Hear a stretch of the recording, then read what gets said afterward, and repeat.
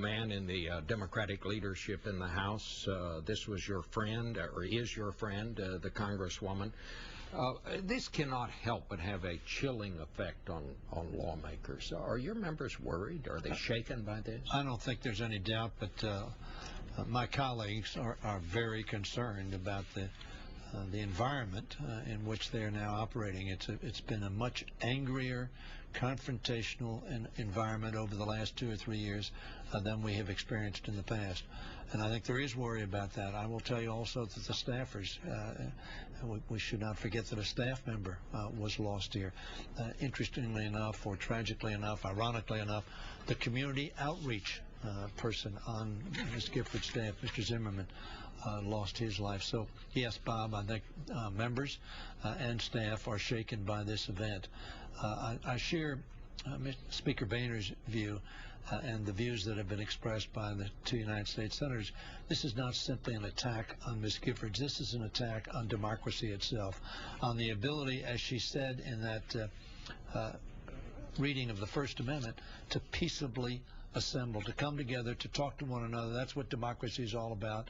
Representatives listening to their constituents and trying to reflect their views. You know, Congresswoman Giffords had received threats before. That's something that we might have overlooked here. Her office was trashed during the health care debate.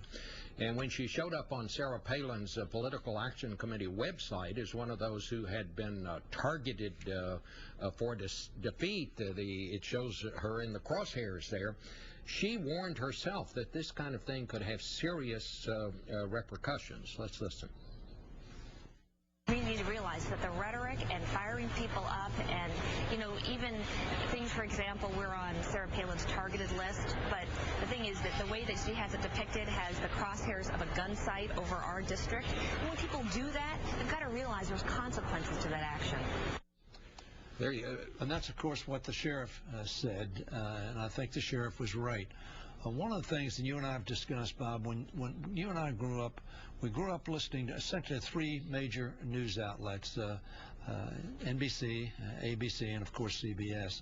We listened to people like Walter Cronkite and Eric Severide and Huntley Brinkley, and they saw their job as to inform us of the facts, and we would make a conclusion. Far too many broadcasts now in so many outlets have the intent of inciting people to opposition, to anger, to thinking the other side is less than moral. And I think that is a context in which somebody who is mentally unbalanced can somehow feel justified in taking this kind of action. And I think we need to all take cognizance of that and be aware that what we say can, in fact, have consequences. I want to bring in Bob Orr, our Justice Department correspondent. Now, Bob, you've been checking this story, working this story from... If I can add, I talked to Mark Kelly, Gabby's husband, who's an astronaut, very angry about the level of angry rhetoric that he believes incites people, not only if this Loeffner targeted Gabby in particular, but to target those in authority, whether they be judges, members of Congress, local officials, generically, to make their anger pointedly heard. And of course, this allows that. We're going to have to find out exactly what the motivation here was. But I think all of us, as Chuck Schumer was saying, in politics, in the media, in the public square, fashion our rhetoric so that it does not incite but informs, and yes, can differ, but can differ in a way that is civil and consistent with our democracy's efforts. About 30 seconds left. Senator Schumer, do you see a time when congressmen just